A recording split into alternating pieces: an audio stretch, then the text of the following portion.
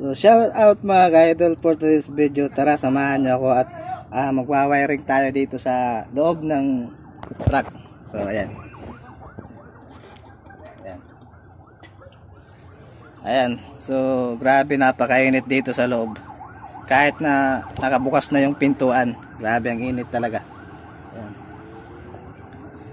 So yun lang mga idol, samahan niyo ako.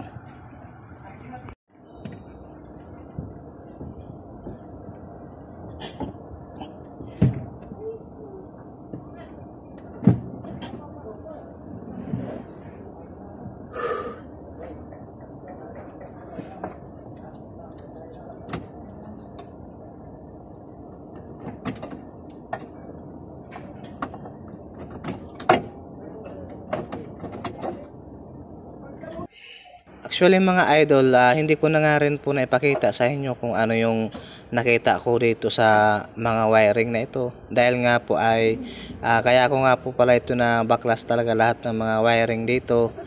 Dahil nga po ay nag-short po siya. Nag-short po yung ilaw mga idol. Kaya hinimay-himay ko na talaga yung mga wiring niya. So hindi ko na rin naipakita sa inyo kung ano yung nakita ko dito. So pinagbabalot-balot ko na nga rin po mga idol yung wiring, dahil nga po ay nakita ko na rin po yung trouble kung saan po nagsimula yung grounded ng ilaw. So hindi ko na nga rin po talaga naipakita sa inyo kasi nga po ay napakarami talagang trabaho. So kung napapansin nyo talaga mga idol, grabe talaga, napakarami talagang wire. Ayan, kung nakikita nyo yan. Pero syempre, hindi na rin natin to titigilan hanggat hindi natin to natatapos mga idol.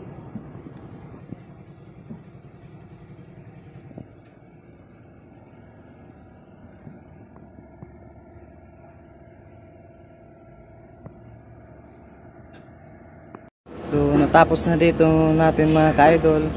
Ayan, dito sa dashboard. Dito na tayo sa kabila. Ayan. Yan na lang yung ikakabit natin mga idol.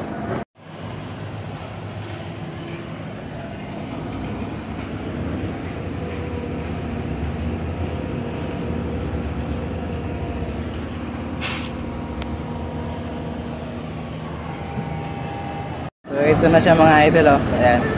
Nalagay ko na yung mga cover niya. Ayan. So ganyan mga idol, maglilinis na lang tayo. Ayan, tatanggal ng mga kalat. Ayan. So hanggang dito na lang ating video mga ka-idol, for today's video.